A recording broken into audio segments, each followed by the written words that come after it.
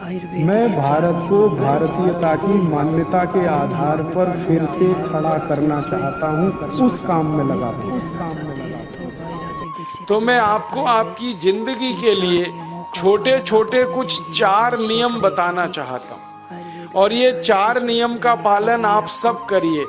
मैं आपको विनम्रता पूर्वक लेकिन विश्वास से कहता हूँ कि ये 4 नियम का जो भी पालन करेगा, जिंदगी में बीमारी और रोग उसको कभी आएंगे नहीं। आप भी अगर ये पालन करेंगे तो बहुत अच्छा होगा। मैं भी करता हूँ मेरे जीवन।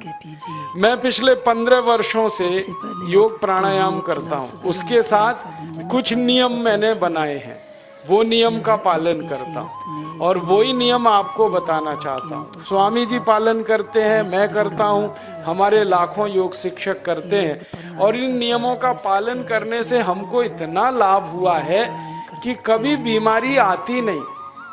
15 साल से मैंने हर बार मेरा बीपी चेक किया, नॉर्मल है, शुगर नॉर्मल है, ट्राइग्लिसराइड्स नॉर्मल है, कोलेस्ट्रॉल नॉर्मल है। पिछले 15 साल में कभी सर्दी जुकाम भी नहीं हुआ, गला भी नहीं बैठा, कभी हॉस्पिटल नहीं देखा, कभी डॉक्टर के पास नहीं गए, क्योंकि जरूरत नहीं पड़ी। और वो जरूरत नहीं पड़ी क्योंकि हम निरोगी हैं, स्वस्थ हैं। ये निरोगी और स्वस्थ होने के लिए आयुर्वेद की एक छोटी सी जानकारी आपसे मैं शेयर करना चाहता हूँ। आयुर्वेद में ये कहा गया है कि किसी भी व्यक्ति को निरोगी होना है, रोग मुक्त होना है, तो अपने जीवन में 3 बातों का ध्यान रखे। अपना वात, पित्त और कफ, तीनों का संतुलन रखे। वो स्वस्थ रहना चाहते हैं। 3 तरह के दोष हैं हमारे शरीर में, वात, पित्त, कफ। आपने सुना होगा, ये त्रिदोष आधारित शरीर है। जब वात बहुत बिगड़ जाता है तो 80 से ज्यादा रोग आते हैं। जब पित्त बहुत बिगड़ जाता है तो लगभग 46 से 50 रोग आते हैं, और जब कफ बिगड़ जाता है तो 28 रोग आते हैं, और वात, पित्त, कफ तीनों बिगड़ जाएं तो 148 रोग आते हैं। सर्दी, खांसी, जुकाम से लेकर और कैंसर तक जो आखिरी रोग माना जाता है, ये सब वात, पित्त, कफ के बिगड़ने का खेल है। तो इस देश के आयुर्वेद चिकित्सा के सबसे महान लोगों में से कुछ नाम आप जानते हैं, जैसे चरक ऋषि, जैसे सुश्रुत ऋषि। ऐसे एक ऋषि हुए बाघभट्ट। बाघभट्ट ऋषि ने एक पुस्तक लिखी है, उसका नाम है अष्टांग हृदयम, और एक पुस्तक लिखी है, उसका नाम है अष्टांग संग्रहम।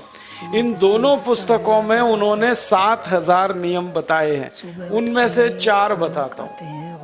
अच्छे लगे तो आज से ही पालन करो और दूसरों को भी बताओ, ताकि कोई भी इन नियमों का पालन करे तो बीमार ही ना पड़े। ये चारों नियम हैं वात, पित्त और कफ को संतुलित रखने के लिए। अब वात, पित्त, कफ तीनों एक साथ आपके संतुलित रहें, तो उसके लिए पहला नियम है खाना खाने के तुरंत बाद पानी नहीं पीना। ये पहला नियम। स्वस्थवर्धक रहता आप है। बोलेंगे ये तो बड़ी मुश्किल बात, देसी भोजन ही खाना खाते ही पानी पीते हैं हम तो सबके सब, और बिना पानी पिए खाना ही नहीं खाते। कई लोग तो खाने से ज्यादा पानी पीते हैं, खाना कम खाते हैं, पानी ज्यादा पीते हैं। ये खाना खाने के बाद पानी कभी भी नहीं पीना, क्योंकि महर्षि बाघभट्ट कहते हैं भोजनांते विषम वारी, माने भोजन के अंत में पानी पियो तो जहर के पीने के जैसा है। इसलिए वो कहते हैं कभी भी खाने के तुरंत बाद पानी मत पिए। अब आप मुझे पूछोगे क्यों नहीं पिए, कारण बता दो। कारण मैं बताना चाहता हूँ सरल भाषा में। हम जब खाना खाते हैं ना, तो पेट में सारा खाना इकट्ठा होता है। पेट में एक स्थान होता है, उसको हम कहते हैं जठर। संस्कृत में, हिंदी में जठर कहते हैं। अंग्रेजी में उसको एपिगैस्ट्रियम कहते हैं, हिंदी में कुछ लोग उसको आमाशय भी कहते हैं। ये जठर छोटा सा स्थान है, आपके पेट में नाभि है ना, उसके लेफ्ट साइड में बाईं तरफ छोटा सा स्थान है। सारा खाना आपका इसी स्थान पर आता है, जो भी आप खाते हो, रोटी चावल दाल सब्जी दूध दही कुछ भी खाओ, सब कुछ जठर में आता है। अब जठर में जैसे ही खाना इकट्ठा होता है तो उसमें आग जलती है और उस आग को कहते हैं जठर अग्नि, मिला के बोल देते हैं जठराग्नि। आप जैसे ही खाना खाते हो पेट में जठर में अग्नि जलती है, वो अग्नि खाने को पचाती है और अग्नि खाने को ऐसे ही पचाती है जैसे रसोई घर की अग्नि खाने को पकाती है। आपके रसोई घर में आप अग्नि जलाओ, उसके ऊपर दूध रख दो, दूध में थोड़ा चावल डाल दो, अग्नि जब तक जलती रहेगी खीर तब तक बनती रहेगी। आप घर में अग्नि जलाओ, उसके ऊपर पानी रख दो, उसमें दाल डाल दो, दाल की पकने की क्रिया तब तक चलेगी जब तक अग्नि जलेगी। ऐसे ही पेट में होता है, जैसे ही आपने खाना खाया पेट में अग्नि जलती है और जब तक अग्नि जलती है तो खाने के पचने की क्रिया चलती है। जैसे रसोई घर में खाना पकाते हैं वैसे ही पेट में भी खाना पकता है, इसी को हम पचने की क्रिया कहते हैं, अंग्रेजी में उसको डाइजेशन कह देते हैं। तो आपने खाना खाया, पेट में अग्नि जल गई, अब वो खाने को हजम करेगी पचाएगी।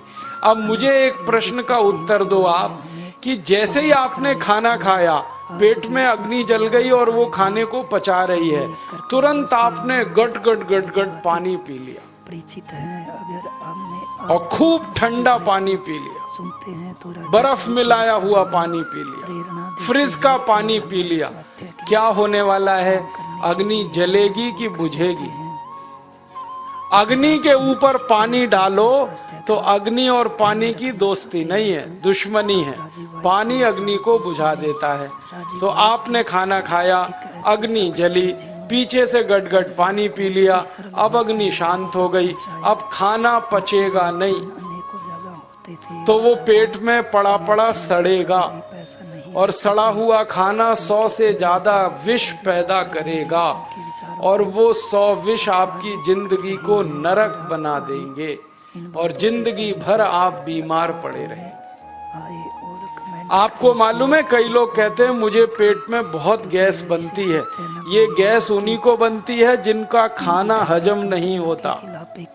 कोई लोग कहते हैं कि मुझे पेट में जलन होती है, ये जलन उन्हीं को होती है जिनका खाना पचता नहीं। कोई कहते हैं कि मेरे पेट में एकदम गुम हो जाता है, फूल जाता है, ये सब वो लक्षण हैं जब खाना पचता नहीं। तो खाना पचेगा नहीं तो सड़ेगा, सड़ेगा तो विष पैदा करेगा और वो विष आपको बीमार करेंगे। इसलिए महर्षि भागवत ने कहा, खाना खाते ही पानी मत पियो। समझ में आया? फिर आप बोलोगे कितनी देर तक नहीं पिए? कम से कम 1 घंटे तक। 1 घंटे बाद पानी पियो। आप बोलोगे जी 1 घंटा क्यों? ये जो अग्नि जलने की क्रिया है ये लगभग 1 घंटे तक ही चलती है पेट में, उसके बाद अग्नि अपने आप शांत हो जाती है, उसके बाद पानी पी लो। तो खाना अगर 10 बजे खाया तो 11 बजे पानी पियो, 11 बजे खाया तो 12 बजे पियो, 12 बजे खाया तो 1 बजे पियो, 1 घंटे बाद पानी पियो। अब आपके मन में ये सवाल आ सकता है कि खाना खाने के पहले पी लें क्या? हाँ पी लो, 40 मिनट पहले पेट भर के पानी पी लो। 10 बजे खाना खाना है, 9:20 पे खूब पानी पी लो, जितना पी सकते हो। 11 बजे खाना खाना है, 10:20 पे पी लो, खूब पानी पी लो, 40 मिनट पहले। आप और एक सवाल पूछ सकते हो कि अच्छा ठीक है, खाने के बाद पानी तो नहीं पिएंगे, कुछ और पी सकते हैं क्या पानी को छोड़कर? तो उसके लिए भागवत जी कहते हैं कि खाने के तुरंत बाद अगर पीना है तो दही की लस्सी पियो, आपके अंदर मट्ठा। ऑक्सीजन का लेवल बढ़ जाता खाने है, के बाद अगर तुरंत जिसके पीना कारण है आपका शरीर तो में फलों का की रस संभावना पियो, गन्ने का रस पी लो, संतरे का रस पी लो, मौसमी का रस पी लो, अनार का रस पी लो।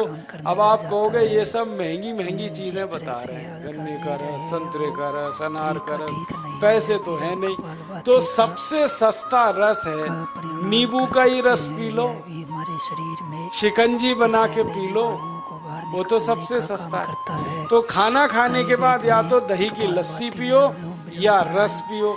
और एक तीसरी चीज है, दूध पी सकते। इसके बारे में तो खाने के तुरंत बाद पीना है तो दही की लस्सी या मट्ठा, खाने के तुरंत बाद पीना है तो कोई फल का रस, खाने के तुरंत बाद पीना है तो दूध। पानी 1 घंटे बाद पियो। पानी को और अगर एक बात ध्यान रखो तो अच्छा है कि सवेरे खाना खाते हैं जिसको हम ब्रेकफास्ट कहते हैं, नाश्ता, तो फलों का रस पीना अच्छा। दोपहर को खाना खाएं तो लस्सी और मट्ठा पीना अच्छा, और रात का खाना खाएं तो दूध पीना अच्छा। जो लोग इस नियम का पालन कर सकते हैं जिंदगी में कभी भी 80 रोग उनको नहीं हो सकते। स्वस्थ रहना चाहते हैं, वात पित्त कफ तीनों ही इस एक छोटे से नियम से संतुलित रहते हैं। खाना खाने के तो ये पहला नियम मैंने आपसे कहा। खाने को दूसरा नियम एक और है, पाकर ही खाएं। और वो नियम ये है कि पानी कभी भी पियो, इस तरह घूट घूट भर के पियो। डाइजेशन इंप्रूव हो जाता है। जैसे गरम चाय पीते हैं, गरम कॉफी पीते हैं, गरम दूध पीते हैं, एक एक घूंट भर के, एक एक सिप करके, ऐसे ही पानी पीने की आदत डालो। ऐसा संबंध ये मुंह में एक बार गिलास लगा लिया, गटागट उसको खाली कर दिया, ये तरीका गड़बड़ है। ही खाना 1 घूंट पानी, 2 घूंट पानी एक बार में उतना ही पियो। का पाचन आप बोलोगे ये क्या चक्कर है? बात ऐसी है कि एक एक घूंट पानी जब हम पीते हैं तो मुंह की लार पानी के साथ मिलकर पेट में अंदर जाती है, आपकी सेहत और ये जो मुंह की लार होती है ये क्षारीय होती है, और पेट में हमेशा अम्ल बनता रहता है। तो 1 घूंट पानी पिया, मुंह की लार इसके साथ अंदर गई, 2 घूंट पिया और ज्यादा गई, बार बार लार अंदर जाएगी तो क्षार पदार्थ पेट के अम्ल के साथ मिलेगा। पेट में अम्ल बनता है, मुंह में लार क्षारीय होती है। तो ये क्षार को अम्ल में मिला दिया जाए और ये अच्छे तरीके से मिलकर पेट में जाए तो कभी भी कोई व्यक्ति के पेट को अम्लता नहीं होती, एसिडिटी नहीं होती। और पेट में अम्लता नहीं होती तो रक्त में अम्लता नहीं होती, और जिनके रक्त में अम्लता नहीं होती उनकी जिंदगी में कभी भी वात पित्त कफ के असंतुलन की स्थिति पैदा नहीं होती। इसलिए पानी घूट घूट करके पीना। मैं आपको एक छोटा सा मेरा ऑब्जर्वेशन बताता हूँ, परीक्षण। आप भारत देश में या दुनिया में कहीं भी जाओ, मनुष्य को छोड़कर पशु पक्षियों को देखना शुरू करो, वो पानी कैसे पीते। किसी चिड़िया को पानी पीते हुए देखो, किसी पक्षी को पानी पीते हुए देखो, वो चोंच के 1 बूंद ही के बराबर ही पानी उठाता है। एक बार में 1 बूंद पानी लेगा, फिर थोड़ी देर चोंच चलाएगा, फिर पिएगा, फिर दूसरी बूंद लेगा, फिर चोंच चलाएगा, फिर पिएगा, फिर तीसरी बूंद। एक एक बूंद पक्षी पानी पीता है। कुत्ते को पानी पीते हुए देखो, चाट चाट के पानी पीता है। शेर को पानी पीते हुए देखो, चाट चाट के पानी पीता है। जितने जानवर चाट कर पानी पीते हैं, जितने पक्षी एक एक घूंट पानी पीते हैं, किसी भी पक्षी और किसी भी जानवर को डायबिटीज नहीं है, किसी को अर्थराइटिस नहीं है, कोई पक्षी ओवरवेट नहीं है, कोई पशु ओवरवेट नहीं है। वो सब स्लिम और ट्रिम हैं, क्योंकि वो इतने होशियार हैं कि पानी चाट के पीते हैं या घूट घूट करके पीते हैं। अब मुझे ये हैरानी होती है कि ये पशु पक्षियों को कौन सिखाता है?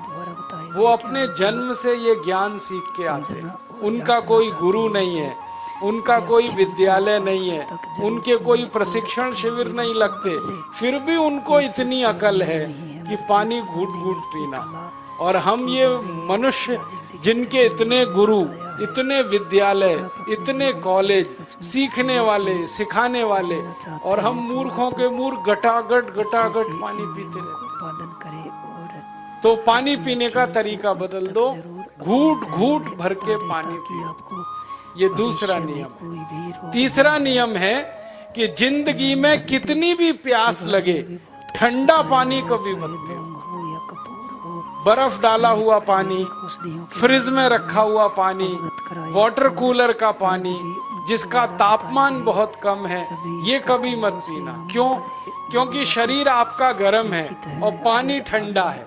अब होता क्या है वो मैं समझाता हूँ सरल भाषा में। पेट तो गर्म है, प्रेरणा अब इसमें ठंडा पानी डाल दिया आपने तो अंदर झगड़ा होता है। हमें मजबूर कर देते और झगड़ा क्या होता है? या तो पानी पेट को